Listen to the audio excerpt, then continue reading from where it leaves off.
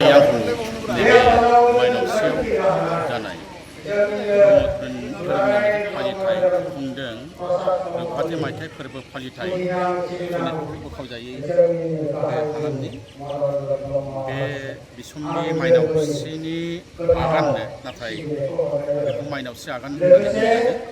माइनाव बेवहाय जोंहा दोननानै माइनावसि आगान खालामनाय जादों। बियो बे फालिथायनि मोनसे जारिमिन बायदि जागोन। मानोना दासिमहालागै सनितपुराव बेबायदि ब्रह्म धोरोमनि फालिजानाय धोरोमारि बिजाब बा बिसम्बि ओंखाराखैमोन। बेखौ बेखेवनो मोननानै आं जोबोद गोजोननाय मोनदों। इयुनाव बेबायदिनो बिथांमोनहा दिहुनलांबाय थाथों। मानोना कालिचरन गुरुदेब बा जोंनि गेजेराव जि ब्रह्म धोरोम फोसावलांबाय, बे फोसावनायनि गेजेरजों जे बर' हारिनि गेजेराव बेले बेजे एबा जेंना जेंसिखौ फोजोबस्रांनानै माबोरैहाय गोग्गो समाज, गोग्गो धोरोम, सोलोंथाइ, रांखान्थि, राजखान्थि बिथिङाव जौगानो हागोन, बेखौ थुलुंगा होलांदों।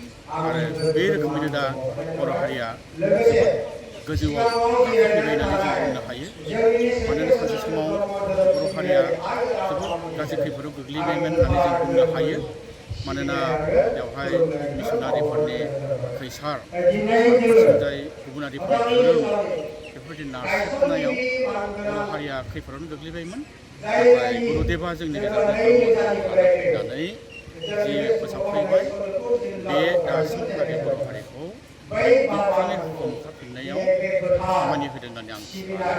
आरो इयुनाव जोंहा सनितपुर जिल्लानि जि ब्रह्म धोरोम आफाद, बिथांमोनहा दुलाराय आसाम नाङै बा माने भारत नाङै जि ब्रह्म धोरोम आफाद दं, बेखौ जों खौसे मावलांनानै हारिनि जौगानायनि थाखाय